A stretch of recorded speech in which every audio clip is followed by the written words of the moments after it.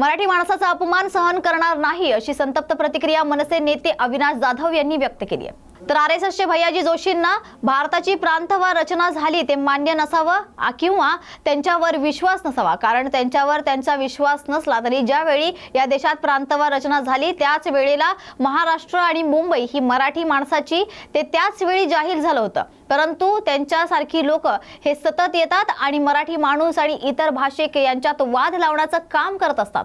असं मागचं उद्दिष्ट हे निवडणुकीचं आहे। जेव्हा निवडणूक जवळ येते तेव्हा हे प्रांतिक वाद भाषावाद तयार करण्याचं काम करतात असा आरोपही त्यांनी यावेळी केलाय। ज्येष्ठ नेते भैयाजी जोशी यांनी केलेलं वक्तव्य आणि त्याला अनेकांनी केलेलं पाठराखण तसंच गुणवत्ता मला वाटतं की RSSच्या भैयाजी जोशींना भारताची जी प्रांतवार रचना झाली ती मान्य नसावी किंवा त्याच्यावर त्यांचा विश्वास नसावा, कारण ज्या वेळेला या देशात प्रांतवार रचना झाली त्याच वेळेला महाराष्ट्र आणि मुंबई ही मराठी माणसाची बरोबर हे त्याच वेळेला जाहीर झालं आहे। परंतु ह्यांच्यासारखी काही लोक ही सतत येतात आणि मराठी माणूस आणि इतर भाषिक यांच्यात वाद लावण्याचं काम हे करत असतात आणि यांच्या मागच्या यांचं उद्दिष्ट निश्चित असतं हे निवडणुकीसाठी आहे, बरोबर आहे। सो निवडणुकी जशा जवळ येतात तसे हे प्रांतिक वाद भाषावाद तयार करण्याचं काम करत असतात, जे जोशी साहेबांनी पुन्हा एकदा केलं। आणि पुन्हा सांगतो की महाराष्ट्रात मुंबई आणि मराठीच चालणार, बाकी कोणी चालणार नाही। कोणी भैयाजींनी येऊन सांगो नाहीतर देशाच्या दुसऱ्या कुठल्या महत्त्वाच्या नेत्यांनी येऊन सांगो, घाटकोपर मुंबई आणि महाराष्ट्र हा मराठी माणसाचा आहे आणि तो अमर आहे, तो मराठी माणसाचाच राहणार।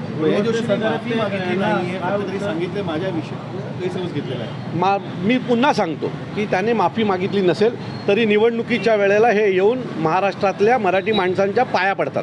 खरं तर हे सगळं जे चालू आहे हे निवडणुकीसाठी चालू आहे। माझं मत आहे भैयाजींनी सरळ जावं आणि घाटकोपरच्या गुजराती माणसांच्या घरी भांडी घासावी, अशीही मतं मिळणार आहेत। मतांसाठीच तुम्ही करताय ना, बाकी तुमचं काही उद्दिष्ट नाही। आमच्यात एकोपा असताना तुम्ही भांडणं लावायचं काम करता, भांडणं लावून जाता आणि नंतर मग म्हणतात की मनसेवाले मारतात म्हणून। आता हे वक्तव्य जर भारतीय जनता पक्षाच्या किंवा RSSच्या लोकांनी केलंच नाही तर वाद होतील का? खरं यांची इच्छा आहे की आम्ही गुजरात्यांना मारावं, आम्ही इतर भाषिकांना मारावं आणि मग ह्यांना मतं मिळणार। हा यांच्या मागचा या RSS भारतीय जनता पक्षांची नेत्यांची इच्छा असते की आम्ही काहीतरी बोलावं, मग मनसेवाले जातील, मग यांना धुपटतील, मग आम्ही बघितलं मनसेवाल्यांनी मारलं, आता आम्ही तुमच्यासाठी तुमचे वाली आहोत। हा यांचा एक प्रयत्न असतो मतं मिळवण्याचा। यांचा ना गुजरात्यांवर प्रेम आहे, ना मराठी माणसावर प्रेम आहे, ना कोणावर पद आहे। यांचं प्रेम हे सत्तेवर आहे आणि सत्तेसाठी ह्या सगळ्या गोष्टी चालू आहेत। धनंजय मुंडे असतील, कराड असतील, आता भैयाजी जोशी गुणवंत सदावर्ते हा फालतू माणूस आहे। खरं तर याचा गुणवंत ज्यांनी नाव ठेवला तो मूर्ख होता, कारण या मूर्खाचं नाव गुणवंत ठेवणं हा एक मोठा मूर्खपणा आहे आणि तो मूर्खच करू शकतो। खरं महाराष्ट्रात कुठली गोष्ट म्हणजे तो वाल्मिकी कराडला साहेब म्हणतो, जर तो वाल्मिकी कराडला साहेब म्हणत असेल ना तर ज्या कुटुंबाचं घरातला माणूस गेला ना त्या घरच्यांनी येऊन याला चपलीने मारला पाहिजे। हा सिद्धिविनायक मंदिरावर बोलतो, तिरुपती मंदिरावर जाऊन बोल, साऊथच्या एखाद्या मंदिरावर जाऊन बोल, कपडे काढून मारतील याला। पण महाराष्ट्राने या सगळ्यांना जास्त मुभा दिली आहे आणि जास्त मुभा मिळाल्यामुळे हे ह्याच्या गुणवंत सदावर्तेसारखे फालतू लोक जी आहे जी त्यांच्या आकांना खुश करण्यासाठी कुठल्याही विषयात हा पडतो, ह्याचा काही संबंध नाही। हा घरात गाढव पाळणारा गाढव हा आम्हाला शिकवणार। खरं तर याला बघितल्यावर आम्हाला एका प्राण्याची आठवण येते, पग नावाचा प्राणी आहे ना, त्याच्यासारखा हा दिसणारा माणूस, याची बुद्धी याच्या केसांमध्ये अटकलेली आहे आणि त्याच्यामुळे त्याला झटके येतात आणि झटके येऊन तो काही बडबडतो। मी पुन्हा सांगतो गुणवंत सदावर्ते, तुम्ही कृपया राजसाहेबांवर बोलायला जाऊ नका, तुमची तेवढी लायकी नाही आहे। तुम्हाला घराच्या बाहेर येऊन लोक मारतात, अख्खा महाराष्ट्र तुम्हाला शिव्या देतो, अख्ख्या STच्या कर्मचाऱ्यांना देशदोडीला लावणारे तुम्ही साहेबांवर बोलण्याचा प्रयत्न करू नका, नाही तर एक दिवस महाराष्ट्र सैनिक तुम्हाला रस्त्यात तुमची जागा दाखवल्याशिवाय राहणार नाही। काय वाटतं येणाऱ्या आगामी निवडणुका आहेत त्यामध्ये देखील हा विषय जातीपातीचा प्रांताचा अहो हे सुरुवात ही निवडणुकीसाठीच आहे। मुंबई महानगरपालिकेच्या गुजराती मतांवर लक्ष ठेवून ही त्यांनी केलेली वक्तव्य आहेत। हे काय वेडे आहेत का? येतात आणि महाराष्ट्रात काहीतरी बोलतात। हे घाटकोपर यांनी मुंबईपासून वेगळी केली आता, म्हणजे याने प्रांतवार रचनेच्या आतमध्ये जाऊन मुंबईचे पण वेगवेगळे भाग केले। गिरगाव मराठी माणसाची, दादर मराठी माणसाचं, घाटकोपर याचं, बोरिवली त्याचं। तुम्ही कोण आहात? हे जोशी कोण आहेत ठरवायला की मुंबईचा कुठला विभाग कोणाचा, कुठल्या भाषेचा? मग हे जाऊन मुंबऱ्यात बोला तुमच्यात हिंमत असेल तर. पण तुम्ही बरोबर अशाच ठिकाणी जाऊन बोलता जिथे तुमची वोट बँक आहे. माझी गुजराती भाषिकांना पण सल्ला आहे की कृपया यांची वक्तव्य नीट ऐका. ही का वक्तव्य करतात आणि त्याचं नुकसान कोणाला होतं? आम्ही म्हणायचं का छत्रपती शिवाजी महाराजांनी सुरतवर 2 वेळा हल्ला केला, 2 वेळा आम्ही तिथं ताबा मिळवला म्हणजे सुरत आमचं, असं म्हणतो का आम्ही? नाही ना. त्यामुळे बाबासाहेबांनी लिहिलेल्या घटनेवर विश्वास ठेवा आणि त्यांनी जे नियम आम्हाला ठरवून दिलेत, बाबासाहेबांनी ठरवून ठेवलेल्या नियमांचं आम्ही पालन करतो. प्रांतवार रचना जी झालेली आहे त्यांचं आम्ही पालन करतो. महाराष्ट्रात मराठी आम्ही नाही जाऊन बोलत गुजरातमध्ये की हे मराठी महाराष्ट्राचा भाग आहे. मग तुम्ही का सतत येऊन आम्हाला चिडवताय?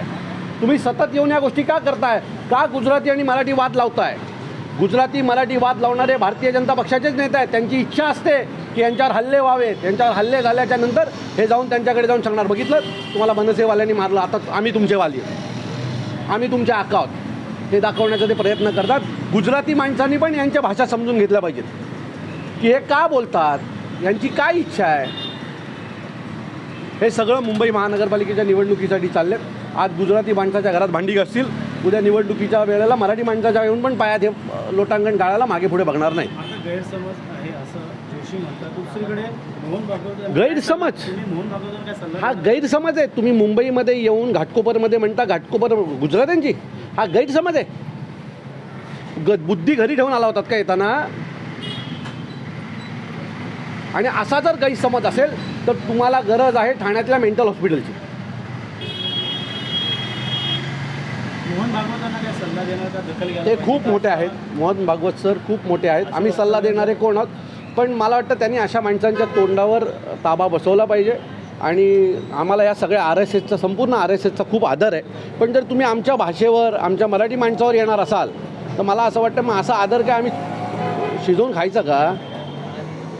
तुमच्या आधारापोटी आम्ही मराठी माणसाचा अपमान नाही सहन करणार, एवढं नक्की. महेंद्र थोरवे यांच्या विरुद्ध गुन्हा दाखल करण्याच्या मागणीसाठी परिवर्तन विकास आघाडीच्या वतीने निवेदन देण्यात आलंय. तर कर्जत विधानसभा मतदारसंघाचे आमदार महेंद्र थोरवे यांनी अलिबाग इथल्या कार्यक्रमात सुनील तटकरे यांच्या विरोधात आक्षेपार्ह विधान केल्याचं कर्जत इथल्या परिवर्तन विकास आघाडीच्या वतीने आमदार महेंद्र थोरवे यांच्यावर कारवाई करत गुन्हा दाखल करण्यात यावा या मागणीसाठी माजी जिल्हा परिषद उपाध्यक्ष सुधाकर घारे यांच्या नेतृत्वाखाली पदाधिकारी यांनी कर्जत प्रांताधिकार तसेच उपविभागीय पोलीस अधिकारी कर्जत यांना निवेदन दिले होते.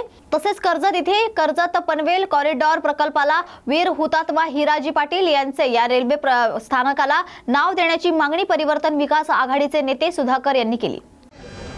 आदरणीय तटकरे साहेब हे राष्ट्रवादी काँग्रेस पार्टीचे प्रदेश अध्यक्ष आहेत, रायगडचे खासदार आहेत आणि ते आमचे 30 वर्षापासून आमचे नेते आहेत. त्यांचा आम्ही नेहमी आदर करतो. आदरणीय तटकरे साहेबांनी नेहमीच या कर्जत खालापूरच्या विकासासाठी, या रायगडच्या विकासासाठी प्रयत्न केलेले आहेत आणि जर खऱ्या अर्थाने रायगडचा विकास जर कोणी केला असेल तर आपल्याला कोणीही सांगेल का तटकरे साहेबांनी केला आहे. आज जर महायुती जी सत्तेमध्ये आहे त्या लाडकी बहिणीच्या योजनेमुळे सत्तेमध्ये आहे हे आम्हाला मी सांगण्याची गरज नाही. आणि ती लाडकी बहिणीची योजना आदरणीय महिला बालकल्याण मंत्री आदित्य तटकरे यांनी राबवली. त्यामुळे महाराष्ट्रामध्ये घवघवीत यश आलं. आणि जे असे कोणी चुकीच्या माध्यमातून तटकरे साहेबांच्यावर आरोप करीत असतील त्यांचा मी जाहीर निषेध करतो. त्यासाठी मी तुम्हाला सांगितलं का त्यांनी असं वक्तव्य केलं होतं का छत्रपती संभाजीराजांच्या बाबतीत औरंगजेबाने जे कृत्य केलं ते तरुणांना स्फूर्ती देणारं कृत्य आहे, असं चुकीचा छत्रपती संभाजी महाराजांच्या बाबतीत त्यांनी जे वक्तव्य केले त्यासाठी आम्ही आता पोलीस स्टेशनला जाऊन त्यांच्यावर गुन्हा दाखल होण्यासाठी आम्ही मागणी करणार आहोत. आणि जो चुकीचा इतिहास ते सांगतात त्यांनी चांगला इतिहास वाचावा आणि मगच लोकांसमोर इतिहास मांडावा असं मी या ठिकाणी आपल्या माध्यमातून सांगेन. मी तुम्हाला तेच सांगतो, आम्ही आता प्रांत साहेबांना पत्र देऊन त्यांना निलंबन करा, त्यांच्यावर गुन्हा दाखल करा आणि तुमच्या अधिवेशनामध्ये त्यांचा विलंबनाचा प्रस्ताव ठेवा आणि त्यांनाही निलंबित करा अशी आमची मागणी नेहमीच राहील, यापुढेही राहील. आणि त्यांना निलंबन करण्यासाठी जो प्रयत्न आम्हाला करावा लागेल तो आम्ही करणार आहोत. कर्जत पनवेल असा उपनगरीय रेल्वे कॉरिडॉर मार्गाचे आज नवीन स्टेशन आपल्या इथे तयार होतं आहे. त्यासाठी मी तुम्हाला सांगितलं का वीर हुतात्मा हिराजी पाटील यांचं नाव त्या स्टेशनला द्यावं असं आमची सर्वांची आमच्या परिवर्तन विकास आघाडीच्या सगळ्या कार्यकर्त्यांची मागणी आहे, कर्जतकरांची मागणी आहे. त्यासाठी आम्ही सर्वजण प्रयत्न करणार आहोत. यासाठी जो लागणारा पत्रव्यवहार आहे तो पत्रव्यवहार आम्ही रेल्वे मंत्री असतील, मुख्यमंत्री असतील, सर्व प्रशासकीय अधिकारी असतील, सर्व मंत्री महोदय असतील, यांना सर्वांना आम्ही पत्रव्यवहार केलेला आहे आणि त्याचा फॉलोअपसुद्धा चालू आहे. लवकरात लवकर आदरणीय तटकरे साहेब केंद्रामध्ये केंद्रीय मंत्री साहेबांच्याबरोबर मिटिंग घेऊन त्या स्टेशनला हुतात्मा वीर हिराजीबाई पाटील यांचं नाव देण्यासाठी आम्ही सर्वजण प्रयत्न केले, ते नक्की नाव मिळेल. वाळू माफियांकडून तहसीलदाराला मारहाण होते आणि पोलीस फक्त बघ्याची भूमिका घेतात अशी टीका बबनराव लोणीकर यांनी केली आहे. तर हे लोक वाळू माफिया आहेत, हे मुरुम दगड चोरतात आणि कोणती कारवाई झाली की पोलीस बघ्याची भूमिका घेतात. गुन्हा दाखल झाला तरी कारवाई होत नाही. जागतिक महिला दिनाच्या पूर्वसंध्येला अशी महिलेला मारहाण होते. जिल्हाधिकारी पोलिसांना कडक शब्दात सूचना केल्या आहेत. आरोपीला तात्काळ शिक्षा द्या हा विषय सभागृहात देखील मांडला असल्याची माहिती त्यांनी यावेळी दिली आहे. परतूरच्या तहसीलदार श्रीमती प्रतीक्षा गोरे यांना काही गुंडांनी मारहाण केलेली आहे. JCP machine, Poclain machine, Hyva या माध्यमातून मुरुम चोरी करीत असताना तहसीलदार तिथे गेले आणि त्यांनी ही चोरी पकडली, ही वाहनं पकडली. खरं तर 8 तारखेला जागतिक महिला दिन आहे आणि त्याच्या पूर्वसंध्येला तहसीलदारला झालेली ही मारहाण आहे. ही पहिली घटना नाही. यापूर्वी अप्पर जिल्हाधिकाऱ्यावरही असाच हल्ला झाला होता. तहसीलदार यांना जे मारहाण करणारे गुंड आहेत यांची नावं आहेत अखिल बिल्डर, इलियास कुरेशी, अमजद कुरेशी, इरफान युनुस शेख, जुबेद व इतर लोक आहेत. यांनी मारहाण केलेली आहे. त्यांचा हात फ्रॅक्चर झालेला आहे. हे वाळू माफिया आहेत. हे मुरुम चोरतात, दगड चोरतात आणि कुठलीही कारवाई झाली तर पोलीस बघ्याची भूमिका घेतात. अद्यापपर्यंत गुन्हा जरी दाखल झाला असला तरी आरोपींना अटक केलेली नाही. इकडं आपण सावित्रीबाईच्या लेकी म्हणतो, देवी अहिल्याबाई होळकर यांच्या लेकी म्हणतो आणि जागतिक महिला दिनाच्या पूर्वसंध्येला अधिकाऱ्यांना अशी मारहाण होते. मी जिल्हाधिकारी आहेत, पोलीस प्रमुख आहेत, यांना कडक शब्दात सूचना दिल्या. आरोपींना तात्काळ जेरबंद करा, त्यांच्यावर राष्ट्रीय सुरक्षा कायद्याखाली गुन्हा दाखल करा, अशा प्रकारचं जिल्हा पोलीस प्रमुख आणि जिल्हाधिकाऱ्यांना बोललो. सभागृहात हा विषय मांडला. माननीय अजितदादा पवार यांना, उपमुख्यमंत्री महोदयांना मी बोललो की या लोकांवर राष्ट्रीय सुरक्षा कायदा लावून यांना जेलमध्ये टाकलं पाहिजे.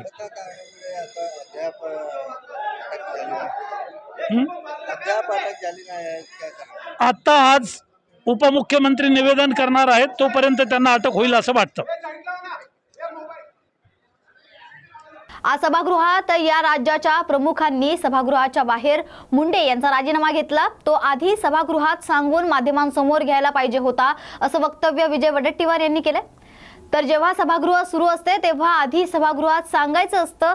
तसं न केल्यामुळे सभागृहाचा हक्क भंग झालाय. तो मुद्दा आम्ही मांडत असताना सभागृहात उत्तर हे सुद्धा देण्यात आलं नाहीये. तालुका अध्यक्षांनी देखील टाळाटाळ केल्याचा आरोप त्यांनी यावेळी केलाय. आणि आज शेतकऱ्याला रस्त्यावर वाऱ्यावर सोडल्या गेलं. शेतकरी रडतो आहे. त्याला सोयाबीन उचलला गेला नाही. कापसाला 10,000 रुपये भाव देण्याची घोषणा आज 7,000 नाही. मी आज माहिती घेतली 6,500 रुपये, 6,700 रुपयापर्यंत कापूस खाली गेलेला. म्हणजे शेतकऱ्याचा गळा घोटून त्याचा खून करण्याचा विळात या सरकारने उचलला आहे. अशा प्रकारची स्थिती निर्माण केलेली आहे. शेतकऱ्यांचं असंही म्हणणं आहे की लाडका भाऊ लाडकी बहीण आश्वासन अजित पवार असेल, एकनाथ शिंदे असेल यांनी दिले होते. त्यांचं ते बघून घेतील. नाहीतरी आत्ता पुढे सगळं कोलवारच चाललेलं आहे आपसात. ते पाहतोय आम्ही. सत्ताधाऱ्यांची तोंड काही एका दिशेला दिसत नाही. त्यामुळं 5 जागेवर काय 50 जागा असले तरी त्यांनी आत्तापर्यंत दिलेली आश्वासनं 100 जागेवरच आहेत. म्हणजे सभागृहामध्ये संख्या आहे त्यापेक्षा तिप्पट लोकांना त्यांनी आश्वासन देऊन बोलवण केली आहे.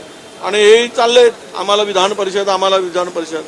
उद्या यांना विधान परिषद येण्यापेक्षा यांच्या हातामध्ये काठी देतील आणि आमचे जनावरं राखा म्हणून सांगतील.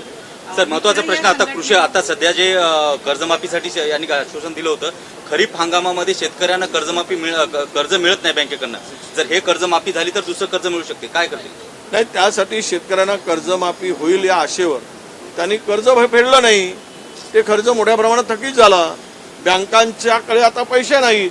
ज्या बँका कोऑपरेटिव्ह बँका ह्या 70% हिस्सा उचलतात आणि इतर बँका ज्या आहेत नॅशनल बँका 30% हिस्सा कर्जामध्ये शेतकऱ्यांना कर्ज देण्यासाठी करत असतात.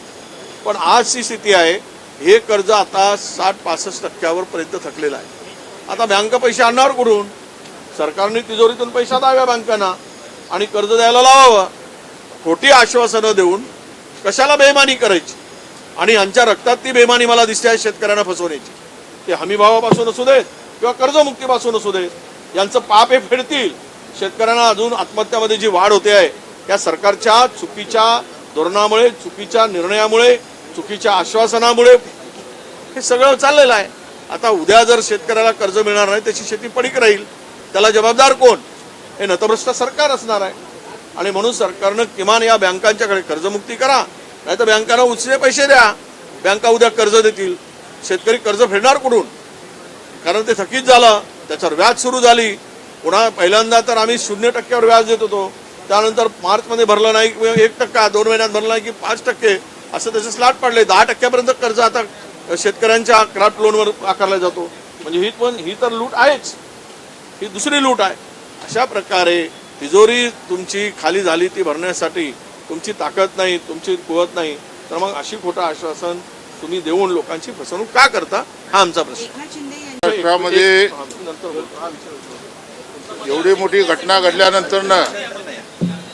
महाराष्ट्रामध्ये एवढी मोठी घटना घडल्यानंतरनं या राज्याचे एक कॅबिनेट मंत्री धनंजय मुंडे यांचा राजीनामा घेतला गेला का?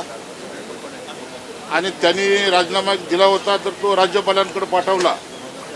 मुख्यमंत्री हे सभागृहाला हे माहिती देत नाही. धनंजय मुंडे आपल्या ट्विटवरनं सांगतात की आरोग्यविषयक माझी अडचण असल्यामुळं मी माझ्या मंत्रिपदाचा राजीनामा देतोय. आणि या राज्याचे उपमुख्यमंत्री सन्माननीय अजितदादा पवार सांगतायत की नैतिकतेच्या मुद्द्यावरती धनंजय मुंडे यांनी राजीनामा दिला. या सभागृहाचा नवीन जरी निवडून आलो असेल तरी सुद्धा बाबासाहेब आंबेडकरांच्या चळवळीतून 33 वर्ष संघर्ष करून या विधानसभेत मी आमदार म्हणून आलो. मला गेले 3 दिवस झाला हा प्रश्न पडला की मुख्यमंत्री असं कसं काय सांगू शकतात की आम्ही मंत्रिमंडळातून धनंजय मुंडे यांनी राजीनामा दिलेला आहे आणि तो आम्ही राज्यपालाकडे पाठवलेला आहे. परवा EPP माझाच्या मुलाखतीत फडणवीस साहेबांनी सांगितलं की त्यांचा राजीनामा झाला. मग तर त्यांचा राजीनामा झाला असेल तर महाराष्ट्राचं सर्वोच्च सभागृह हे अधिवेशन चालू आहे आणि या अधिवेशनच्या काळामध्ये या सभागृहाला अवगत करणं अत्यंत गरजेचं आहे. परंतु लोकशाहीचा खून करण्याचं काम या सरकारकडून होत आहे आणि ह्याचा जाहीर निषेध करण्यासाठी आम्ही हा सभात्याग केलेला आहे. किंवा त्यावर यांनी जो निर्णय द्यायचा आहे तो निर्णय सुद्धा दिलेला नाही आणि वेळ काढूपणा केला. पहिल्यांदा तर सांगितलं की अशा काही गरजच नाही आणि ते उडवून लावलं. नंतर ते म्हणतात तपासून पाहू. ही बनवाबनवी जी चालली सत्ताधाऱ्यांची सभागृहाला गृहीत धरून कामकाज रेटून नेण्याची, हे मला वाटतं की लोकशाहीच्या विरुद्ध आहे आणि असं काम रोज सुरू आहे.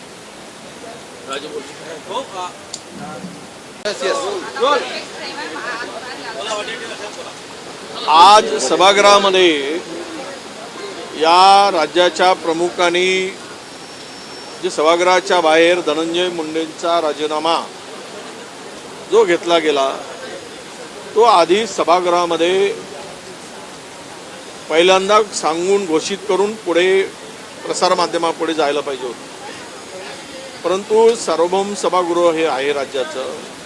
सभागृहामध्ये नियम परंपरा आणि कायद्यानं हे सभागृह चालतं. ज्यावेळेस सभागृह सुरू असतं त्यावेळेस मंत्र्यांचा राजीनामा सभागृहाच्या आत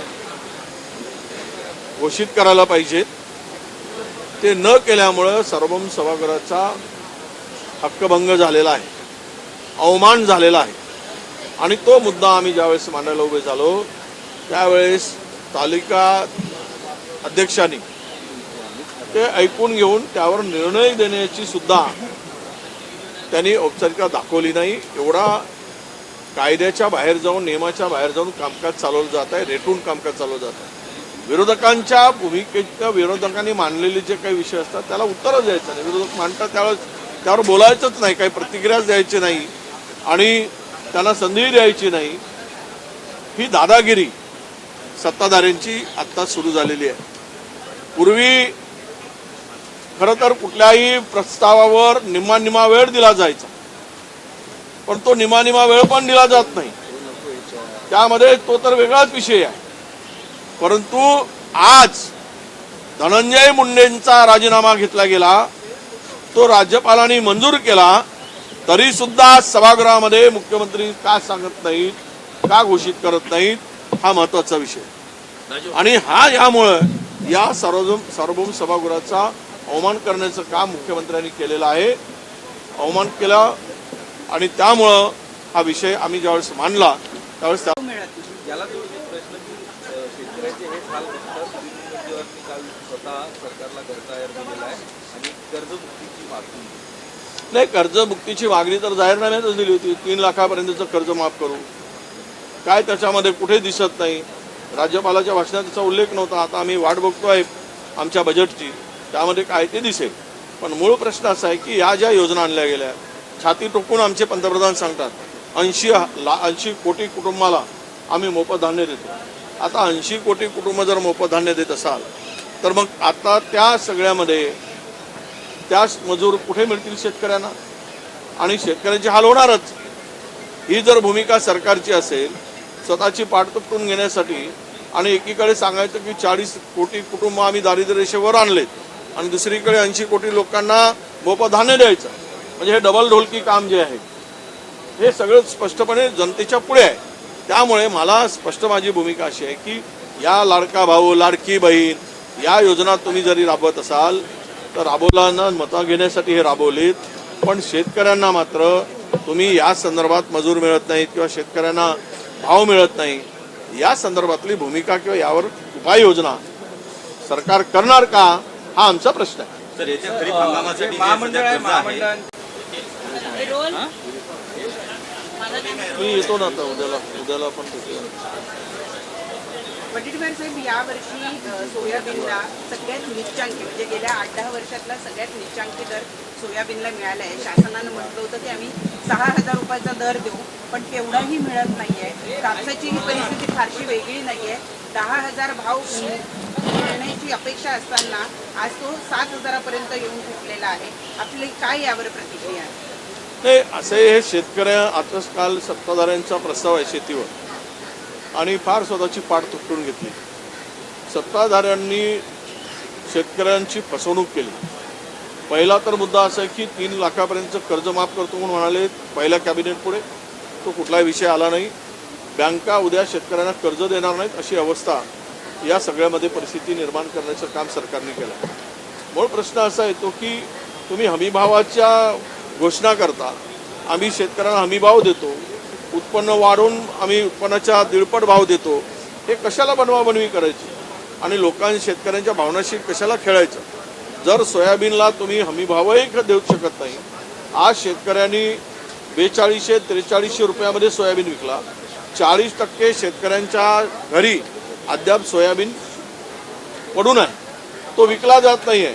कवडीमोल भावाने व्यापारी सोयाबीन खरेदी करायला लागले, कारण ज्यावेळेस पीक निघालं त्यावेळेस कच्चं तेल खाण्याचं यामध्ये आपला निर्यात केला गेला, आणि त्यामुळे ही प्लॅनिंग करून ज्यामध्ये मला माझा पूर्णतः आरोप आहे की एका मोठ्या उद्योगपतीला फायदा करून देण्यासाठी शेतकऱ्यांचा गळा घोटण्याचं पाप राज्यकर्त्यांनी केलेलं आहे, केंद्र सरकारने केलं आहे आणि राज्यातील सरकारने केलेलं आहे.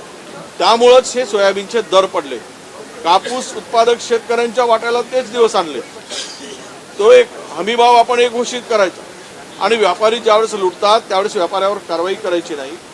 व्यापाऱ्यांना निर्बंध घालायचे नाहीत आणि सर्रासपणे व्यापारी शेतकऱ्यांची लूट करतायत, तर याला पाठिंबा शेतकऱ्यांना या लुटीसाठी, शेतकऱ्यांच्या लुटीसाठी सरकारचा पाठिंबा आहे का?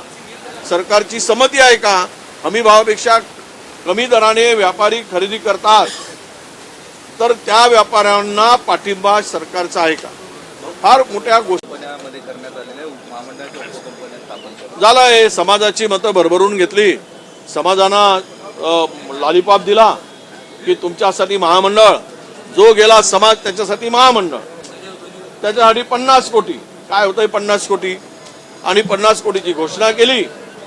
समाजाने, सगळ्या बहुजन समाजाने, ओबीसी समाजाने आपल्या समाजाचं भलं हे सरकार करताय म्हणून मतं दिली. झालं, संपला विषय. मतं मिळाली. आता यांची नियत बदलली आणि नियत बदलल्याचं स्पष्टपणे आता दिसते आहे. कारण महामंडळाचं रूपांतर उपकंपन्यामध्ये करायचं, उपकंपन्यामध्ये झाला की त्यावर शासनाचा पूर्ण नियंत्रण राहील, शासनाचेच अधिकारी राहील. ते खर्च करायचा, नाही करायचा, उपाययोजना करायच्या, मदत करायची, समाजाला प्रगतीसाठी काही करायचं, हे सगळं आता ते ठरवते. यामध्ये समाजाला काही देणं घेणं नाही.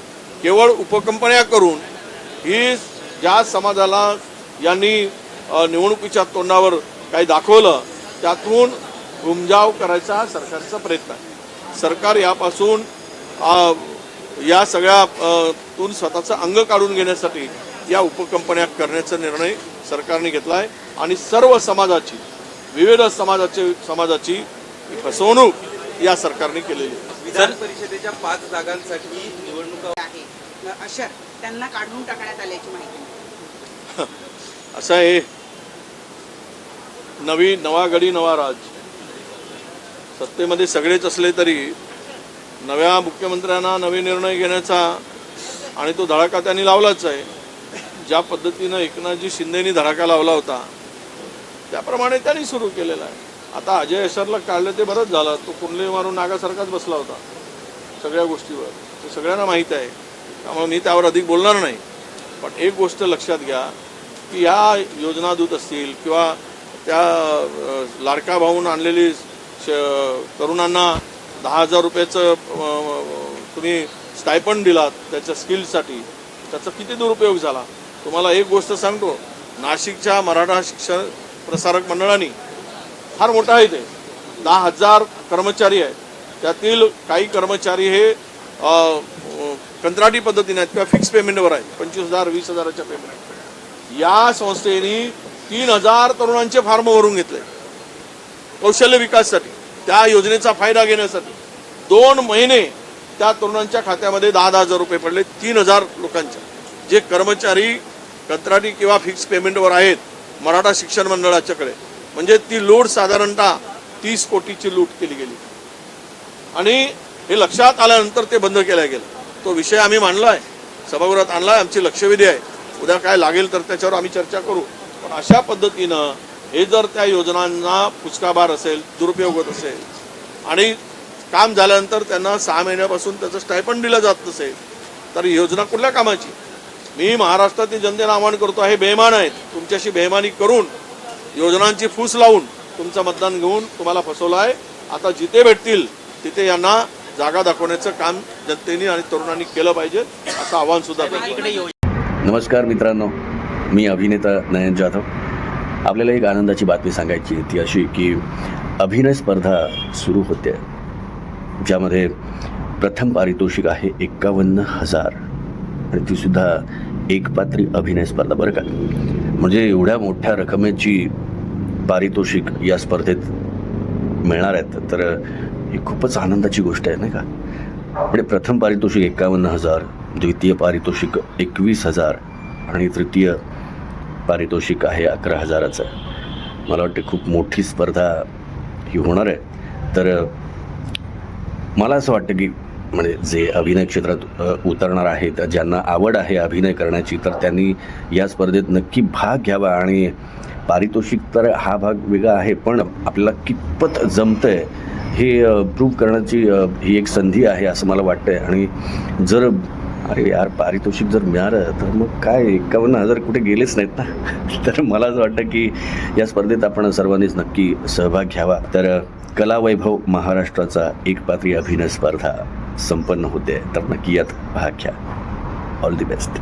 सिंधुदुर्गात एसटीच्या 150 सीएनजी बसेस कुडाळला धावणार असून कणकवली आणि वेंगुर्ले आगारात प्रत्येकी 50 गाड्यांचं परिवर्तन करण्यात आलंय. तर वाढते प्रदूषण रोखण्यासाठी आणि डिझेलचे वाढते दर यामुळे होणाऱ्या एसटी मंडळाचा तोटा कमी करण्याच्या उद्देशाने राज्यात सीएनजीवर चालणाऱ्या बसेस सुरू करण्यात आल्यात.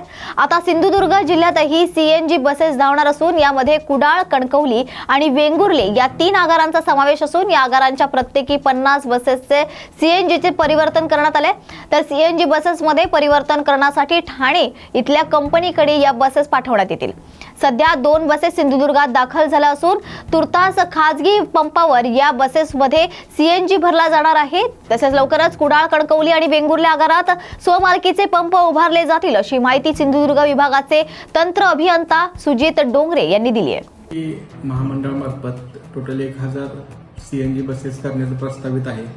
त्यामध्ये सिंधुदुर्ग विभागातील कणकवली, कुडाळ आणि वेंगुर्ला या 3 डेपोंना प्रत्येकी 50-50 याप्रमाणे 150 सीएनजी बसेस म्हणजे डिझेल वाहन हे सीएनजीमध्ये कन्वर्ट करण्याचं सध्या काम चालू आहे.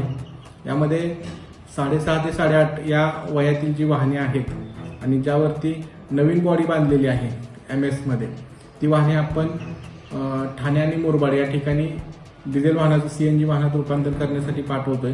आणि ती वाहने इथं आल्यानंतर आपण सिंधुदुर्गमध्ये सीएनजी बसेस आपण टोटल 150 चालवणार आहे. यामध्ये सीएनजी पंपाचं बांधकाम येत्या 3 ते 4 महिन्यात पूर्ण होणं अपेक्षित आहे.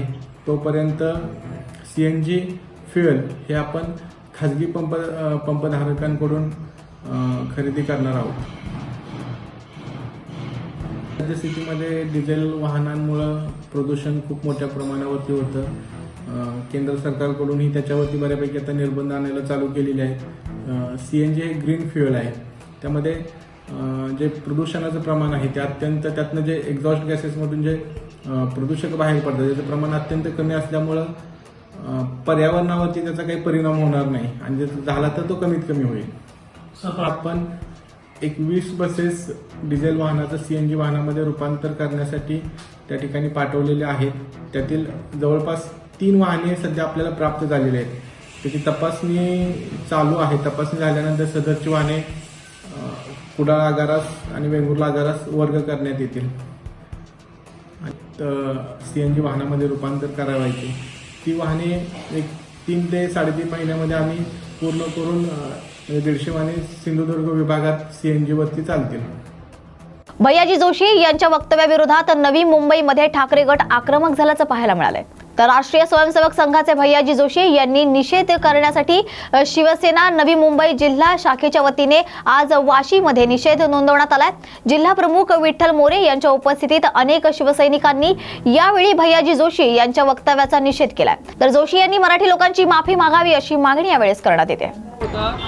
भैयाजी जोशी यांच्याकडून त्यानंतर संपूर्ण महाराष्ट्रभर शिवसेनेच्या वतीने आंदोलन होत आहे. घाटकोपरची भाषा गुजराती आहे असं देखील ते म्हणाले. काय यावर पहिली प्रतिक्रिया आंदोलन करतात? सर्व महाराष्ट्राच्या जनतेला ठाऊक आहे की महाराष्ट्राची भाषा ही मराठी भाषा आहे आणि मराठीला अभिजात दर्जा देण्याचं काम देखील झालेलं आहे. तर हे जे आज घाटकोपरला जे भैया जोशी आहेत RSSचे कार्यकर्ते, त्यांनी जे देश निर्माण होणारं वक्तव्य केलं आहे त्या वक्तव्याचा आम्ही प्रथम निषेध करतो आहोत. घाटकोपरला गुजराती लोक जास्त आहेत म्हणून तो म्हणतो आहे, तर घाटकोपरला मराठी लोक देखील तितकीच जास्त आहेत ना. मग त्याला ही मराठी भाषेबद्दल एखाद्याच्या मनामध्ये, जनतेच्या मनामध्ये तेढ निर्माण होईल असं वक्तव्य करायची गरजच काय होती. तो देखील स्वतः मराठी आहे आणि जर मराठी भाषेचे जर अभिमान वाटत नसेल तर त्याला या महाराष्ट्रामध्ये राहण्याचा लायकी नाही आहे त्याची. तो महाराष्ट्रामध्ये राहू शकत नाही, त्याला हकलून दिलं पाहिजे. आज इथे संपूर्ण ईशान्य मुंबईचा आज आम्ही जाहीर निषेध व्यक्त करतो आहोत. आज आपल्याला ठाऊक आहे, आपण जेव्हा कोणत्या इतर राज्यामध्ये जातो तेव्हा तिथल्या भाषेला पहिलं प्राधान्य देतं. मी आपल्याला एक उदाहरण सांगेन. जर आपण इथून गुवाहाटीला गेलात आसाम राज्यामध्ये, तर तिथे गेलं तर तिथल्या लोकांना इतर कोणतीही भाषा माहीत नसते. तिथे फक्त त्यांची जी भाषा आहे आसामी भाषा, ती भाषाच ते तिथे बोलतात. आपण जर त्यांना काही मागितलं तर त्यांना ती भाषा समजत नाही. इवन ते हिंदी देखील समजत नाहीत. मग त्यांना जर त्यांच्या भाषेचा अभिमान असेल तर आम्ही महाराष्ट्रामध्ये राहतो. मराठी भाषा ही आमची मराठी भाषा आहे आमच्या महाराष्ट्राची. मग तुम्ही ह्या भाषेला प्राधान्य दिलंच पाहिजे. जर तुमच्यासारखे मराठी माणसं जर या भाषेचा अवमान करत असतील तर त्यांना धडा हा शिकवला पाहिजे आणि हा न्याय आम्हाला मिळाला पाहिजे. कारण आज तो म्हणतो गुजरातला गिरगावला मराठी आहे तर मराठी बोलायला पाहिजे. तो बोलतो घाटकोपरला गुजराती आहे तर गुजराती भाषा बोलली पाहिजे. मग तो काय वेगवेगळ्या मतदानाच्या दृष्टीने जे आता येणारं महानगरपालिकेचं इलेक्शन आहे तर तो पहिलं मराठी भाषेला तो जे मराठी भाषिक मतदान आहे तो त्याला दुभाजक करण्याचं काम तो करतो आहे. आणि इतर भाषा आहेत त्यांना घेऊन ते त्यांच्यामध्ये वाद करून त्यांना महानगरपालिका जिंकायची आहे. म्हणून जर या महाराष्ट्रामध्ये या मुंबईमध्ये सगळ्या सर्व धर्माची लोकं राहतात आणि मराठी भाषा ही त्याच प्रत्येक व्यक्तीला मराठी भाषा आली पाहिजे या मताची मी आहे. मराठी भाषेला दर्जा हा दिलाच पाहिजे. कारण आपला महाराष्ट्रामध्ये जर आम्ही मराठी भाषा जपली नाही तर इतर जे कोणी बाहेरून येतात आहेत ते आम्हाला विचारतील का? जर तुमच्यासारखे जर कार्यकर्ते हे BJPचे कार्यकर्ते जर असे म्हणत असतील तर हे साफ चुकी आहे. कारण त्याच्या पाठीमागे मोठं षडयंत्र रचलेलं आहे. कारण त्यांना आज मुंबई महानगरपालिका काबीज करायची आहे.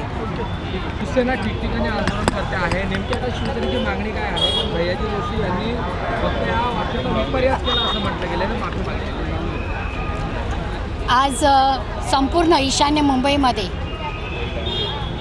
सन्माननीय उद्धव बाळासाहेब ठाकरे यांच्या मार्गदर्शनाखाली आणि सन्माननीय सुरेश पाटील साहेब विभाग प्रमुख यांच्या नेतृत्वाखाली आजचा जो निषेध इथे आम्ही व्यक्त करत नाही तर पूर्ण महाराष्ट्रामध्ये आज हा निषेध व्यक्त केला जातो आहे. जे भैयाजी जोशी यांचं जे वक्तव्य आहे हे अतिशय चुकीचं आहे आणि आज ही मराठी भाषेचा अपमान आहे. हा मराठी भाषेचा अपमान आम्ही शिवसेना उद्धव बाळासाहेब ठाकरे यांचे पदाधिकारी असू देत किंवा सामान्य शिवसैनिक असू दे आणि किंवा मराठी माणूस असू दे, हा अपमान आम्ही कदापि सहन करणार नाही. आणि ह्या मराठी भाषेचा वेळोवेळी झालेला अपमान याच्यावरती हे जे असे प्रत्येकजण भैयाजी जोशी असू देत, अनेक लोक जे आहेत BJPचे कार्यकर्ते असू देत, त्यांचे नेते मंडळी असू देत, त्यांनी वेळोवेळी हा अपमान महापुरुषांवरती सुद्धा केलेला आहे आणि आपल्या मराठी भाषेवर पण केला आहे. तर यांच्यावरती गुन्हा नोंद झाला पाहिजे ही अशी कळकळीची विनंती सन्माननीय मुख्यमंत्री देवेंद्र फडणवीस साहेब यांना आम्ही करत आहोत की हे जे भैयाजी जोशी यांचे वक्तव्य आहे, अरे घाटकोपरची भाषा ही मराठी आहे. मराठी नाही तर मुंबईमधून येणारे जी लोक आहेत त्यांनी मराठी भाषा बोलायलाच पाहिजे. बोलायची गरज नाही. हे जे त्यांचं वक्तव्य एकदम चुकीचं आहे. हे ठरवणारे तुम्ही कोण? आम्ही तुमच्या या वक्तव्याला आम्ही पूर्णपणे निषेध करतो आहे आणि संपूर्ण महाराष्ट्रभर निषेध आहेच. पण माझं कळकळीची विनंती आहे सन्माननीय देवेंद्र फडणवीस यांना की तुम्ही या भैयाजी जोशी यांना तुम्ही त्यांच्यावरती गुन्हा नोंद करायला पाहिजे. अन्यथा पुढील जे काय निषेध नसेल तो आंदोलन तीव्र निषेध आम्ही व्यक्त करणार. कारण आम्हाला न्याय पाहिजे एवढेच आम्ही बोलू इच्छितो. जय हिंद, जय महाराष्ट्र. तर या होत्या आजच्या महत्त्वाच्या घडामोडी. अशाच महत्त्वाच्या घडामोडींसाठी पाहत रहा न्यूज मराठी 24/7. नवा भारत, नवा विचार.